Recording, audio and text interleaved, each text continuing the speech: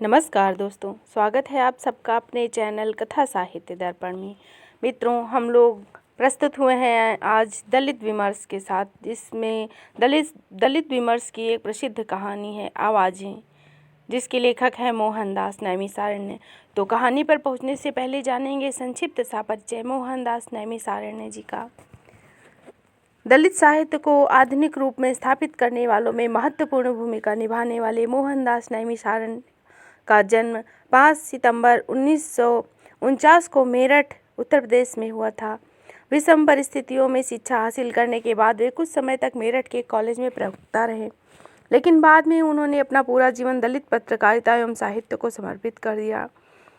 आपने बहुत ही महत्वपूर्ण कहानियाँ, उपन्यास बेबाकी से लिखे। आपकी जीवनी अपने अपने पिंजरे 2 भागों में प्रकाशित हुई और तीसरे भाग में रंग कितने संग मेरे। उनकी प्रकाशित कृतियों में है आवाज़ें, हमारा जवाब, दलित कहानियाँ, मुझे क्या खरीदोगे, मुक्ति पर, आज बाजार बंद है, झलकारी बाई, महानायक अम्बेडकर, जख्म हमारे, गया में एक अदद दलित। और उपन्यासों में है अदालतनामा, हेलो कामरेड, सफदर, एक बयान, आग और आंदोलन प्रमुख हैं। आपने दलित पत्रिकाओं का संपादन किया, जिनमें से है विमर्श, दलित आंदोलन का इतिहास, हिंदी दलित साहित्य आदि आपकी प्रमुख चर्चित कृतियां हैं।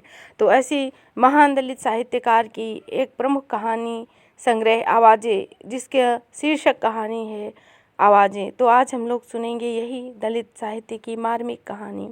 तो चलते हैं कहानी पर। दूर गांवों के पूर्वी छोर पर मेहतरों का एक टोला था, जिसमें 20-30 परिवार शहर पर भी जूठन खा कर अपना पेट भरते थे। वहाँ मकान के नाम पर कुछ फूस की झोपड़ियाँ तथा आंगन के रूप में गोबर से लिपे पुते जमीन के छोटे बड़े टुकड़े थे। गांव का नाम था मखदूमपुर। कहते हैं कभी औरंगजेब के ज़माने में हिंदुओं को उजाड़कर यह गांव बसाया गया था। इसमें कितना सच है और कितना झूठ यह तो नहीं कहा जा सकता, किंतु अब यहाँ मुसलमानों के 4-5 मकान ही दिखाई देते हैं। उन पुराने मकानों के बीच अवशेष मात्र टूटी सी एक मस्जिद है, जिसे लोग अब लंगड़ी मस्जिद के नाम से पुकारने लगे हैं। मुसलमानों के चंद मकान बिल्कुल मेहतरों की झोपड़ियों से सिमटे हुए थे। आने जाने का एक ही रास्ता था, जो मेहतरों की बस्ती से होकर जाता था। गांव में अन्य जातियों के मकान भी थे, लेकिन थोड़ा हटकर। सुना जाता है अब से बहुत पहले जब इस गांव में शूद्र प्रवेश करते थे तो उनकी पीठ पर बहुत बड़ा झाड़ू बंधा होता था, किंतु अब वे मान्यताएं थोड़ी ढीली हो गई हैं। पुराने लोग जाते जाते हुए भी ऐठन नहीं छोड़ रहे थे, और नई पीढ़ी के बीच किसे फुर्सत थी कि जो इन बातों को देखे। अपने काम से काम। गली मोहल्ले में अब वैसी पंचायत भी नहीं होती, चौपाल पर हुक्के की गुड़गुड़ाहट भी नहीं। वातावरण में अब खमीरी तंबाकू की हल्की हल्की गंध नहीं तैरती। हुक्का पीने वाले ही नहीं होंगे तो भरने वाले कहाँ से आएंगे। पहले हुक्का भरने का काम नाई करते थे। 2 मिनट हुए नहीं कि नई चिलम तैयार। एक एक ठाकुर के यहाँ 4-4, 5-5 नाई हुआ करते थे। सभी अपनी अपनी जिम्मेदारियों से बंधे होते थे। कौन अपने काम में कितना दुरुस्त है, यह ठाकुर के पहले कस में ही मालूम पड़ जाता था। राह चलते लोग सुबह शाम तक सलाम बजाते न थकते थे। गांव के मुखिया की बात सभी को माननी पड़ती थी। अब कहाँ कौन किसको मुखिया मानता है, घर घर में सब चौधरी बन गए हैं। एक दिन इसी गांव में मेहतरों के टोले से काली आंधी की तरह यह बात उठी, हम जूठन न लेंगे और ना ही गंदगी साफ करेंगे। बस्ती में 6-7 ही बड़े बूढ़े थे। वे हुक्का गुड़गुड़ाते हुए एक दूसरे से बतियाते। मिट्टी के हुक्कों के पास शूं शें करते सुअर और उनके पीछे दौड़ते बच्चे। आप आसपास छिटकी गंदगी, कूड़े के बड़े बड़े ढेर, पास ही मिट्टी और फूस की टूटी फूटी झोपड़ियाँ, जिससे झांकते उनकी जातीयता के चिन्ह। इसी ओर से कोई गुजरता तो पहले अपनी नाक पर धोती का कोना या रुमाल रख लेता। औरतें होती तो साड़ी के पल्लू से नाक और होठ दोनों ढक लेती, इससे पहले कि बदबू का भपका टकरावे जल्दी जल्दी कदम बढ़ाते हुए निकल जाती। ससुरों को दूसरे की गंदगी उठाने में शर्म नहीं आती और अपनी ही गंदगी इतना फैलाए हुए हैं, कितनी बदबू है, सत्यानाश हो इनका। इस टोले से गुजरने वाला कोई मुसाफिर ऐसा ना होगा जो नाक में घुसी बदबू को चुपचाप सहकर आगे बढ़ जाता हो। मुंह से कुछ न कुछ उगले बिना नहीं रहा जाता।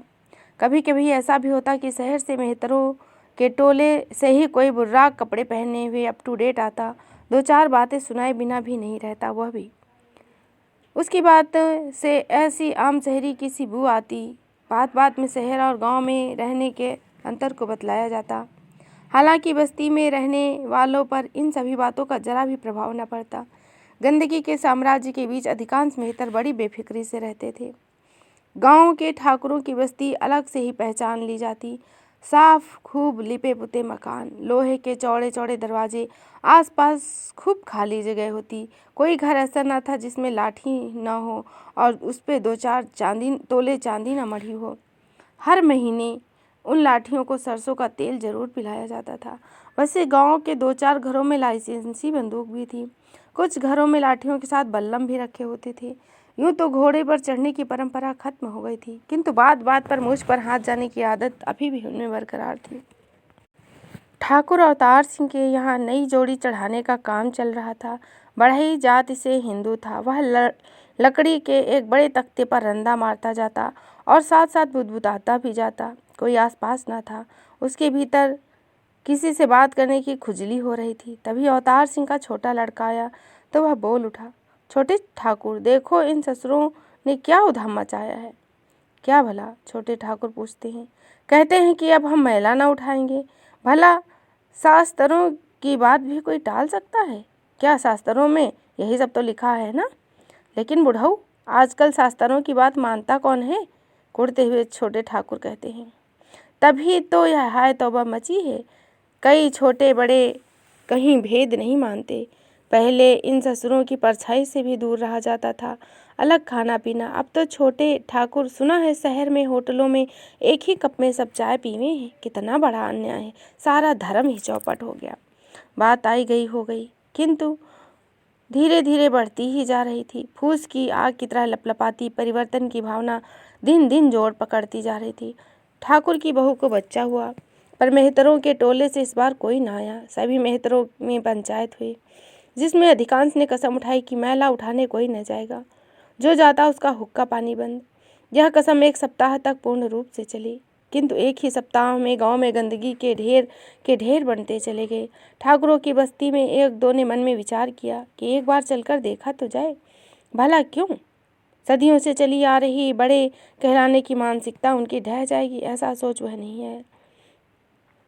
उनका धर्म नष्ट जो हो जाएगा। अगर वे छोटे तबके के लोगों के यहाँ आने जाने लगे तो उनकी मूछ नीची नहीं हो जाएगी। जिनके बाप दादाओं की लाठी के कभी धुआं उठते थे, हजार हजार लोगों की पंचायत में उनका हुक्म माना जाता था। अब यह सब कैसे हो सकता है? ठाकुर अवतार सिंह सोचते थे, 1-आध हफ्ते की तो बात है, ससुरे सब मान जाएंगे। लेकिन जब 1 सप्ताह की जगह दूसरा भी बीत गया और कोई न आया तो चिंता बढ़ने लगी।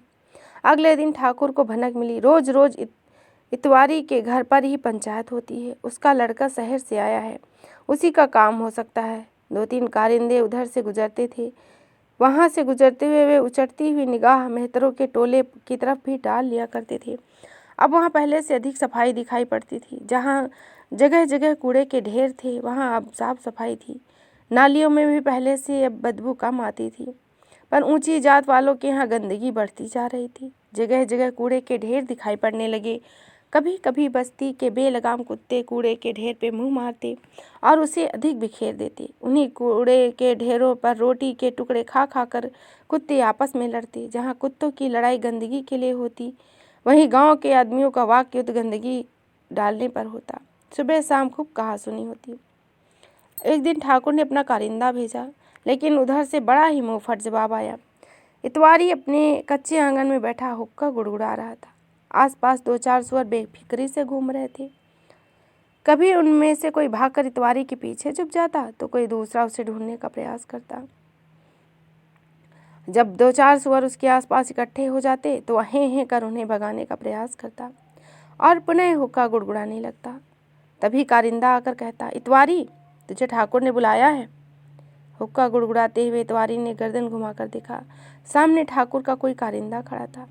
कारिंदे के द्वारा किया गया संबोधन सुनकर उसे बुरा लगा।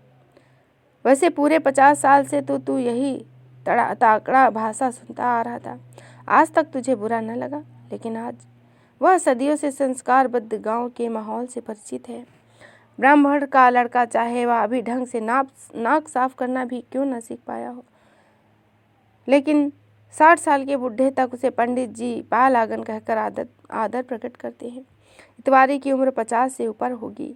सामने खड़े कारिंदे की 28 के करीब, उम्र में आधे का फर्क, किंतु जातिगत असमानता भला शिष्टाचार निभाने कहाँ देती है।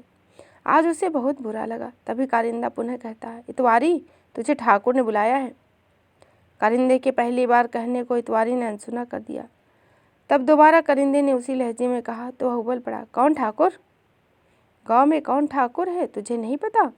कारिंदा क्षण भर में ही भड़क उठा, नहीं, हमें कछु नहीं पता।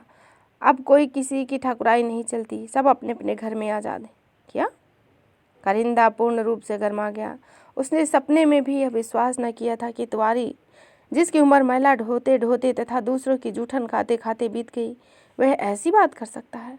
मुझे ठाकुर अवतार सिंह ने भेजा है, कारिंदा ने मूंछों पर उंगली फिराते हुए कहा। कह देना अब कोई नहीं जावेगा, बहुत दिन हो गए गुलामगिरी करते करते। कारिंदा को अब लाचारी में अपने स्वर को थोड़ा मुलायम बनाना पड़ा।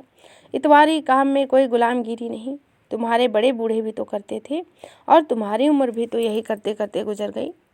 हाँ, हमारे बड़े बूढ़े जब करते थे वो जमाना चला गया भाई, अब नया जमाना है, नई रोशनी आ गई है।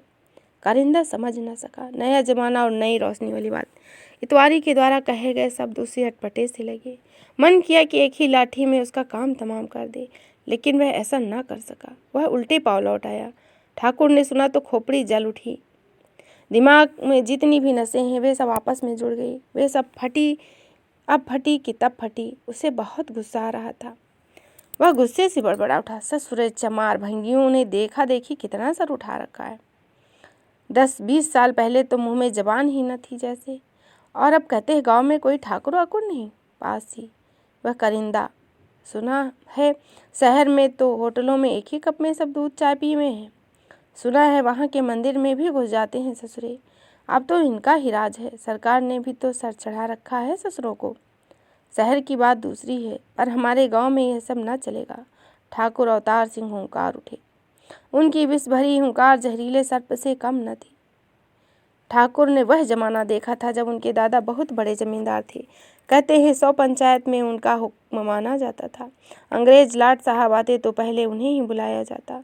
दरवाजे पर सैकड़ों करिंदों की फौज 24 घंटों जमा रहती थी। अब क्या होगा? करिंदा चुप्पी तोड़ता है। होगा क्या? मैं ही कुछ करूँगा। अपना रामवीर है ना भला? हाँ, बड़े ठाकुर तो हैं। पुलकित होते हुए करिंदा हाँ में हाँ मिलाता है। अरे कल ही देखना, इन ससुरों को छठी का दूध न पिला दिया तो किसी ठाकुर का जना नहीं, भंगी का जना कह देना। सारी हेकड़ी बुला दूंगा, ससुरों का दिमाग सब ठीक हो जाएगा। 2-4 दिन लगातार धरपटक हुई। मेहतरों की बस्ती में 20-30 को डकैती के केस में पुलिस ने बंद कर दिया। 2-4 लोगों के पास से हथियार भी बरामद कर दिए गए। एक दूसरे मुठभेड़ भी दर्ज हो गई। भला बिना मुठभेड़ के डकैतों को कैसे पकड़ा जा सकता था? लेकिन पुलिस ने यहाँ तनिक दरिया दिल दिखाई कि मुठभेड़ में कोई मरा नहीं। रामवीर, जो सीनियर इंस्पेक्टर था, उससे विशेष रूप में कहा गया, खूब ठुकाई करना ससुरों की। अब ठुकाई कैसे न होती? स्वयं रामवीर भी ठाकुर थे। मेहतर के टोले में जो कुछ मर्द बचे उन्हें भी अगले दिन जा धरा। संपूर्ण टोले को ही डकैत करार दे दिया गया। घरों में औरतें ही रह गईं और बच्चे। एक दिन ठाकुर का कारिंदा उधर गया और अपनी ठकुराई दिखाते हुए रौब से बोला, ससुरी काम पर आ जा, जो तुम्हारा काम है वही करो, सारी लीडरशिप खत्म हो जाएगी, भूखी मरोगी। जिसने सुना बस्ती में वही उबल पड़ी। वे तो पहले से ही जली फूकी बैठी थी। सारी मेहतरनियाँ एक हो गई। उन्होंने मुंह से बात न की, झाड़ू से की। ऐसे समय पर झाड़ू उनका हथियार होता है। किसी का बेटा जेल में था तो किसी का भाई, भला कहाँ बर्दाश्त होती है बात। ठाकुर के मुँह लगे कारिंदे को शोर मचाते 7-8 ने घेर लिया। जिसके जी में जितनी आई उतनी झाड़ू चलाई। करिंदे की लंबी लंबी मूछें जो थी वो हाथ से ही उखाड़ दी गई। बस्ती में एक रामदीन था जिसे लोग मीला कहकर पुकारते थे। वह ना आदमियों में था ना औरतों में। यह सब देख उसे खूब प्रसन्नता हुई। जब तक करिंदा पिटता रहा वह उछल कूद कर खूब तालियां बजाता रहा। 1 सप्ताह में ही गिरफ्तार हुए सभी मेहतर छूट गए। शहर के किसी बड़े वकील ने जमानत की थी। बाहर से कुछ दलित लीडर भी आ गए। अगले दिन सभी कुछ दैनिक अखबार की सुर्खियों में था। ग्राम मखदूमपुर के हरिजनों पर अत्याचार। ठाकुरों ने पुलिस से मिली भगत करके डकैती के केस में फंसवाया। मिलीभगत तो थी ही, उधर रामवीर को लाइन हाजिर कर दिया गया। वह सोचता आखिरकार किस मुसीबत में फंस गया। सोचा था कुछ और, हुआ कुछ और। उसकी योजना थी मेहतरों को सबक भी मिल जाएगा और हो सकता है उसे तरक्की भी मिल जाए। कौन इतनी जांच पड़ताल करता है। डकैती का केस बनाया था, कोई छोटी मोटी चोरी नहीं। ऊपर हमारी बात तो अफसरों को माननी ही पड़ती, लेकिन यहाँ अफसर की कौन सुने। बात तो मिनिस्टर तक जा पहुँची। अब मिनिस्टर के सामने बात आई तो आईजी डीआईजी की को कोई बिसात नहीं, सभी हुक्म के गुलाम। अपने जीवन में उसने यह पहली बार हार कबूल की थी। अब तक ना जाने कितने लोगों को झूठे केस में फंसाया। पुलिस में लाइन हाजिर में उसे अतीत की बातें रह रह कर याद आ रही थी। याद ही नहीं आ रही थी, बल्कि रह रह कर उसके मन को कचोट रही थी। वहाँ काम वाम तो कुछ होता न था, बस दिन रात चारपाइयाँ तोड़ना और बेकार इधर उधर घूमना। वर्दी अवश्य वह डाल लेता था, लेकिन वर्दी को देखकर रौब खोने वाला कोई न होता, क्योंकि चारों तरफ वर्दीधारी ही होते। बरबस ही हाथ की उंगलियां खुजलाने लगती। डंडा आखिर किस पर जमाए। मुंह का स्वाद कसैला सा हो चला था। किस कमबख्त को गाली दे। यहाँ तो सभी गाली देने वाले थे, गालियां सुनने वाला गरीब गुरबा कहाँ। शहर से जांच के लिए नगर डीएसपी को भेजा गया। संसद में मामला उठ गया। कमिश्नर के सामने डीआईजी एसएसपी सभी की पेशी हुई। गांव में लगातार 2-4 दिन पुलिस की गाड़ियां दंदनाती रही। डीएसपी के साथ एक एसएचओ भी था। उसी को इस गांव में 1 महीने के लिए नियुक्त किया गया था। इसी गांव में रहकर उसे जांच रिपोर्ट देनी थी। ठाकुर की दाल न गली। वह रामवीर न था। एसएचओ ने खूब पेट भर डांट पिलाई। उसने भरी सभा में ठाकुर का पानी उतार दिया। एक दिन उसने डंडा घुमाते हुए कहा, ठाकुर पुराने दिन लद गए हैं, अब तुम्हारी ठकुराहट न चलेगी। जिनको तुम अब तक छोटा समझते रहे ना, वे अब छोटे नहीं हैं। आज़ाद भारत में सब बराबर हैं। बाद में पता चला एसएचओ कोई दलित जाति से था। उस दिन गांव में खूब कोहराम मचा। एक अदना सा इंस्पेक्टर उन्हीं के घर में आकर उनको बेइज्जत कर गया। सूरज ढलते ढलते साथ में झुटपुटा घिर आया। अंधेरे की लकीरों में बस्ती डूबने लगी। आज मेहतरों की टोली में कच्ची शराब और सुअर के गोश्त की गंध दूर दूर तक फैली हुई थी। लोग पी पी कर इधर उधर गिर पड़ रहे थे, फिर भी बोतल न छूटती। मांस के मसाले लगे टुकड़े लपालप मुंह में डाले जा रहे थे। जिंदा सुअर मरे हुए सुअरों के मांस को सूंघ से कर भाग दौड़ कर रहे थे। अंदर मेहतरनियाँ ढोलक बजा रही थी। लगता था उन्होंने भी पी रखी है। आज जी भर मनपसंद गाने गाए जा रहे हैं। कभी बारात में गाने का मौका न मिलता। नशे में ढोलक पर उल्टी सीधी थाप पड़ रही थी। एक गाना खत्म होता तो दूसरा तुरंत शुरू हो जाता। हर गली में नयापन। कभी कभी कुछ जवान औरतें अपने बीच बैठी जवान लड़कियों को छेड़ बैठती, और वे तब तक छेड़ती रहती जब तक बेचारी तंग होकर उठकर न भाग जाती। आज उनके बीच अजीब उल्लास था। उनके पांव थिरक रहे थे। एक मर्द दूसरे को खूब गालियां बक रहे थे, जैसे अपनी खुशी जाहिर करने के लिए उनके पास इसके अलावा कोई और चारा न रहा हो। आज उनके मन की हुई। शहर से 2 लीडर भी आए हुए थे, जो खा पी कर चले गए थे, किंतु उनका पीना अभी तक बंद न हुआ। गांव की ही कच्ची तोड़ी गई शराब थी। दूसरा घड़ा भी खाली होने को था। एक आदमी भट्टी में कुल्हड़ से उनके बर्तन में शराब उड़ेल रहा था। बर्तन भी क्या, किसी के पास सिल्वर के गिलास थे तो किसी के पीतल के। कोई कटोरी में ही डालकर पीने में मस्त था। चौपाल पर गैस रखी थी। 1-2 खाट उल्टी पड़ी थी। पास ही मिट्टी के हुक्के। इधर उधर अपने बड़ों की नकल करते हुए कुछ बच्चे। काफ़ी रात गए तक ढोलक बजती रही। ढोलक बजाती मेहतरनियाँ गाने के साथ साथ उछल कूद कर एक दूसरे के ऊपर गिर रही थी। रात ढलने के साथ ही नशीली होती जा रही थी। मेहतरों के टोले में धीरे धीरे शांति छाने लगी, पर उधर शांति न थी। ठाकुर अवतार सिंह अधिक चोट बर्दाश्त न कर सकता था। आज तक किसी ने उसकी इतनी बेइज्जती नहीं की थी। उसकी रगों के साथ साथ जैसे कांच के टुकड़े भी भीतर तैर रहे थे, बार बार जिनके टकराने से टीस पैदा हो रही थी। ठाकुर की आंखें अंगारे के समान दहक रही थी। लगता था जैसे कहीं से आग का दरिये का सैलाब टूट कर चला आया हो, उन आंखों में आकर सिमट गया हो। सामने की दीवार पर खूंटी के सहारे लोडेड बंदूक टंगी थी। उसका मन चाह रहा था कि 1-2 को इसी बंदूक से चुन चुन कर मारे, लेकिन चाह कर भी वह ऐसा नहीं कर सकता था, क्योंकि एक बार बाजी पलट चुकी थी। ठाकुर सोच रहा था कि कुछ ऐसा हो जाए कि सांप भी मर जाए और लाठी भी न टूटे। उसकी सांसों से किसी भयानक षड्यंत्र की बू आ रही थी। आधी रात का समय रहा होगा। मेहतरों के टोले में आग की लपटें दिखाई दे रही थी, जो लपलपाती हुई ऊंची होने लगी। शराब में धुत किसी को होश न था, और जब होश आया तो सब कुछ गंवा चुके थे। किसी के 4 सुअर थे तो चारों ही झुलस गए। बच्चों तक को आग ने माफ़ न किया। कितनी ही औरतों के गोरे शरीर जलकर बदरंग हो गए। बस्ती में कोई ऐसा घर न था जिससे कोई न कोई मरा ना हो। बस्ती जैसे किसी आग की घाटी में बदल गई। आग की चिंगारी के साथ कोलाहल भी इधर उधर बिखर गया, लेकिन उस कोलाहल का कोई अर्थ न था, क्योंकि कोलाहल करने वाला समाज अर्थहीन था। जमीन पर रेंग रहे किसी बेजान से कीड़े की तरह धीरे धीरे कोलाहल शांत हो गया, और अब रह गया केवल हड्डियों को चीर देने वाला सन्नाटा। सिर्फ सन्नाटे को चीरती हुई कुछ आवाज़ें सुनाई दी। सब लोग चौंक कर उन आवाज़ों को सुनने लगे। रात के दूसरे पहर में जहाँ लोग गीली आंखें लिए आकाश की ओर निहार रहे थे, वहीं नई पौध की आंखों में परिवर्तन के लिए अटूट विश्वास था। कल तक जो बच्चे जूठन के लिए लड़ते झगड़ते थे, उनके मन में कुछ कर गुजरने की चेतना जन्म ले चुकी थी।